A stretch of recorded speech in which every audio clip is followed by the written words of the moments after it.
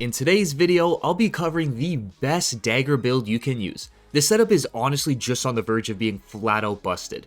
We absolutely destroy every boss in the game like they're nothing, and not even just that. The amount of mobility we have combined with range attacks that's also included in this build, no enemy is going to be able to keep up with us.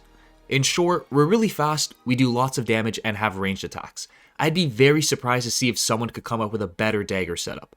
But if you do have something in mind, let me know in the comment section down below. I'd love to take a look at your setups. Anyways, let's actually dive into the build now, and we'll start off with the best class to use. So when you start the game, you'll want to go with the bandit class. This is not only going to give you the exact same stats that I have, but it's also the most optimal choice for keeping your character at level 150 while being extremely lethal.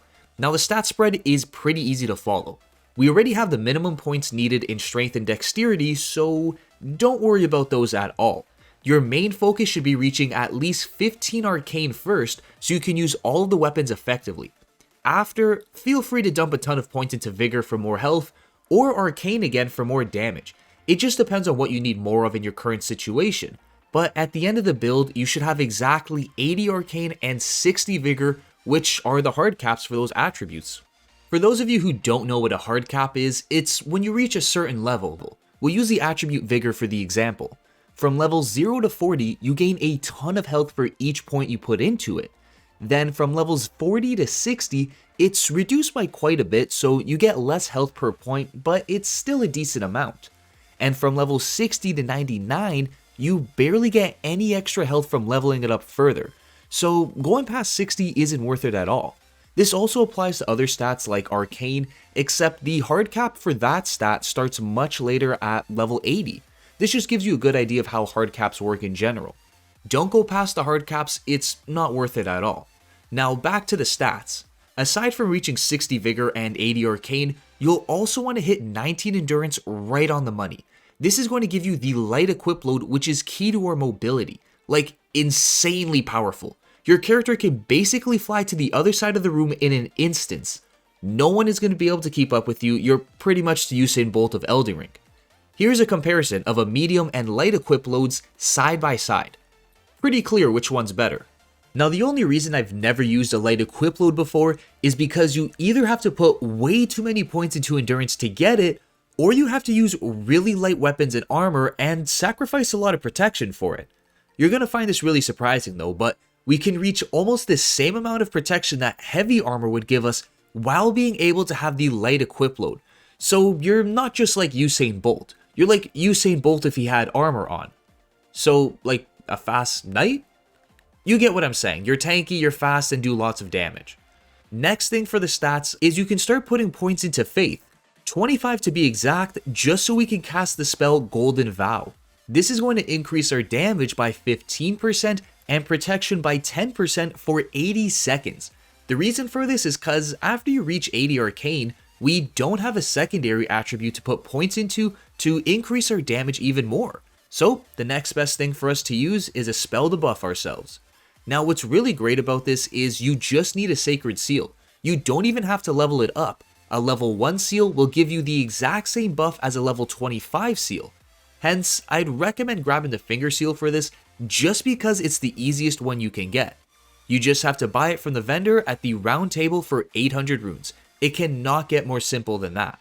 On the other hand, for the spell Golden Vow, you'll have to go on a bit of a journey to get it. You don't have to kill anything, you can just run past the enemies, so it could be worse. Anyways, you'll have to reach the Mount Gelmar area and pick it up in the Corpse Stench Shack. Interesting name, however, it suits it very well.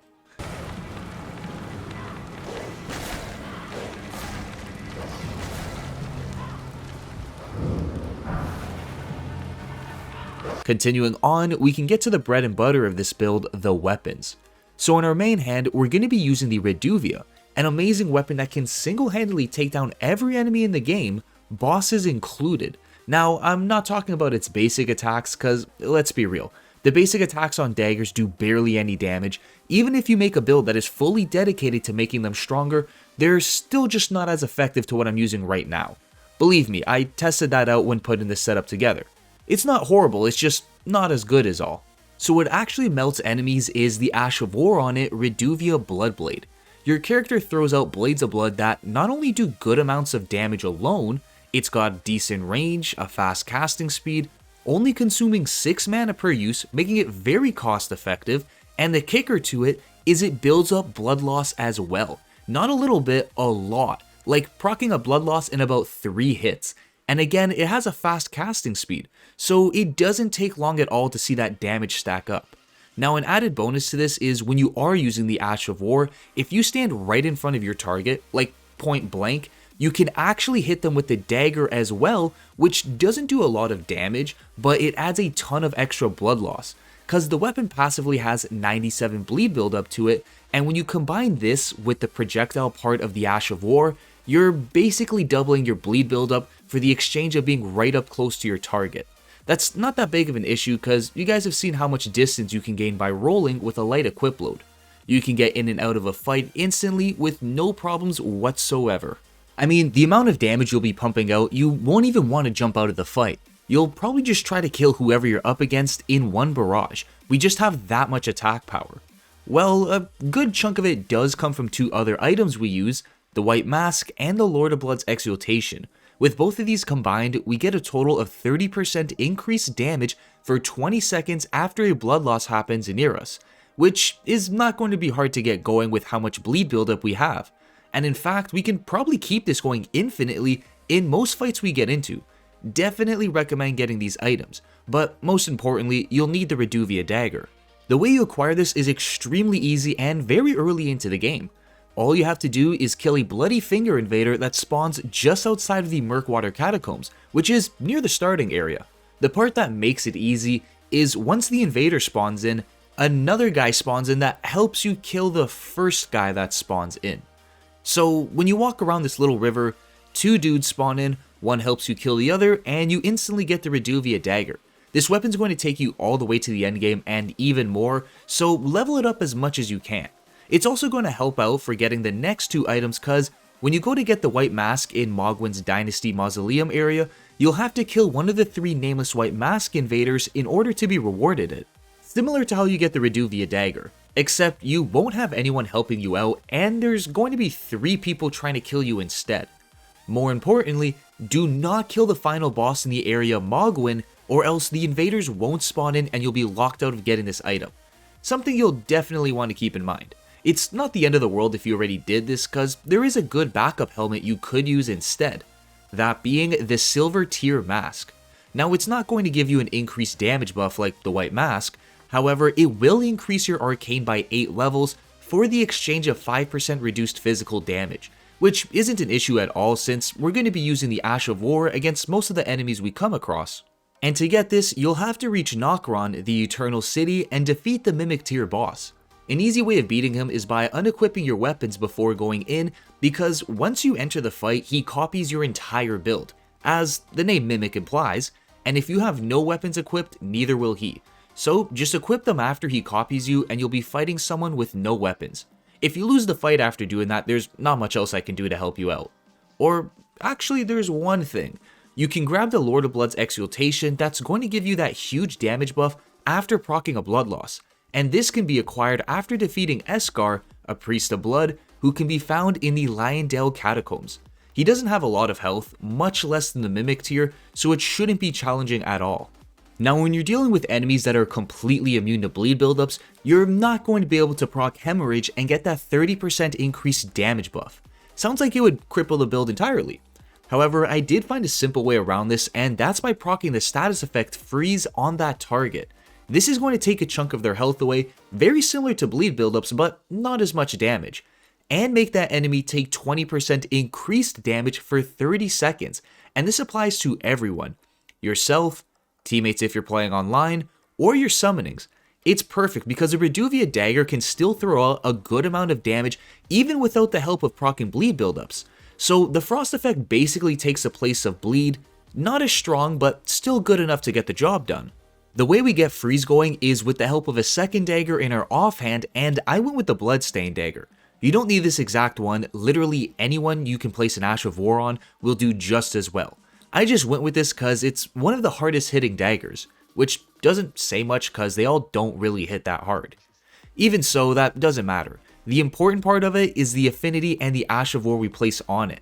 So to proc freeze, we're gonna have to put the cold affinity on it that gives it a total of 105 frost buildup, a really solid amount. Then for the Ash of War, you'll need repeating thrust. It's exactly what it sounds like. Your character thrusts forward 4 times in a rapid succession. 105 frost buildup combined with the Ash of War that hits your enemy 4 times, you'll proc frost within 1 to 2 uses of the Ash of War. It's that easy. Like I said, you don't need the Bloodstained Dagger and you would work just as well, but if you want the exact one I'm using, you'll have to farm it off of the demi-human chiefs that spawn very close to the Sorcerer Azure Site of Grace. An easy way of killing them is by hugging the wall and heading south. You'll find one isolated by itself and another one close by. Keep repeating those steps until one of them drops it. Again, I wouldn't recommend this, it's not worth it, but hey, that's up to you.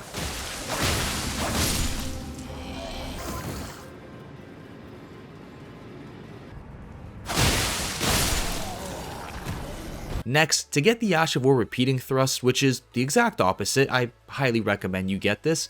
You can be rewarded this after killing a Knight's Cavalry boss that roams the bridge near the Agheel Lake, another enemy that doesn't have a lot of health, so it's not difficult.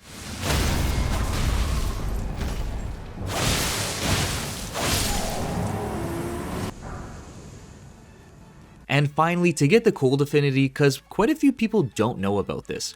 You'll have to grab a key that's right behind a sleeping dragon, and like the spell Golden Vow, you don't have to fight him. You can just take it and run away and act like he's not trying to kill you.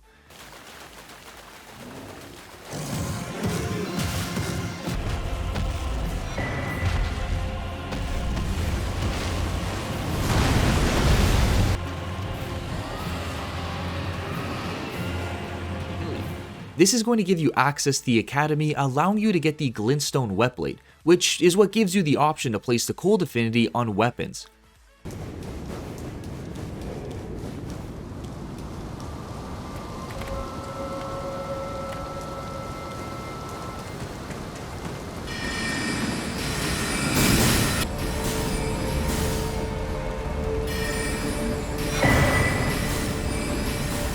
So that's the basis of this setup. Use the Reduvia Bloodblade as your damage, and if you're dealing with enemies immune to bleed, use your other dagger to proc freeze and then go back to the Reduvia. Now, since this build is heavily focused around Ashes of War, it would be a really good idea to throw on the Shard of Alexander. It's going to boost all Ashes of War damage by 15%, and you can get this after completing the Iron Fist Alexander questline. Bit of a spoiler coming up for how you get it, and it's kind of upsetting. Let us become one champion together! But the great Alexander lived as a warrior to his last.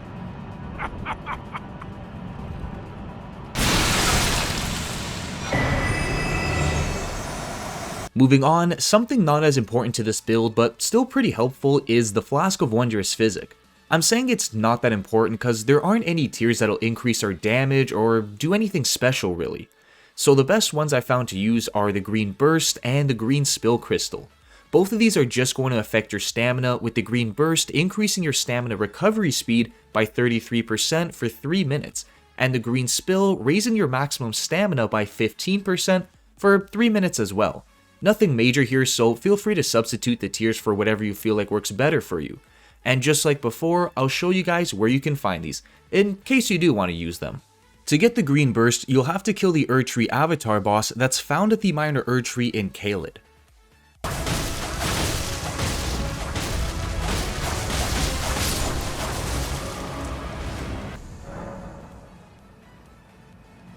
Then with the Green Spill, you just have to pick it up from an altar that's next to the Minor Erdtree in Mistwood.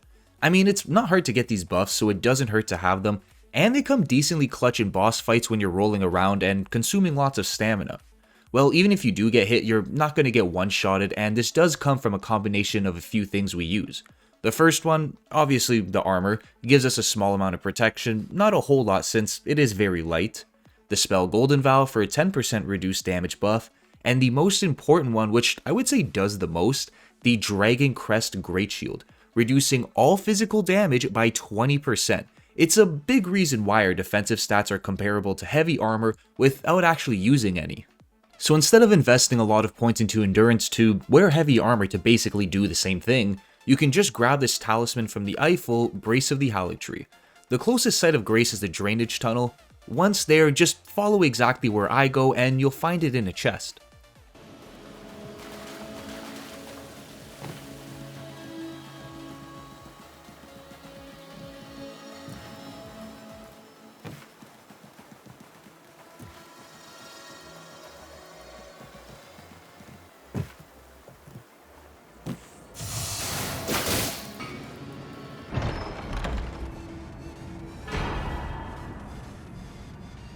Back to the armor, cause there is a little more to it. So you already know with the helmet you'll be using either the white mask or the silver tier mask in case you can't get your hands on the other one. However, with the chest and legs we're running the Sanguine Noble set, more for its looks and just being light enough to keep us at a light equip load. Now since the Sanguine set doesn't come with any gloves, I'm just going with the Traveler's gloves cause they're fairly light and again they look half decent. Anyways, to get the Sanguine Noble set, you'll have to kill an invader that spawns north of the Annex ruins in the consecrated snowfields.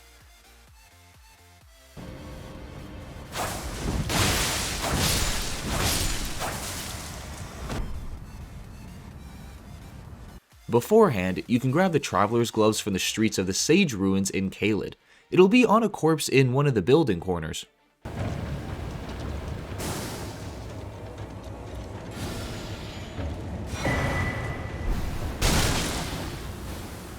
Now last thing for the build is the fourth and final talisman, the Great Jar's Arsenal, increasing our max equip load by 19%. A little surprising since we are using extremely light armor and weapons, but this does save us quite a few levels in endurance, especially when we're trying to keep it at a light equip load, which is very hard to do. To get the Great Jar's Arsenal, you'll have to defeat 3 duelist NPCs that spawn just outside of the Caelid Coliseum.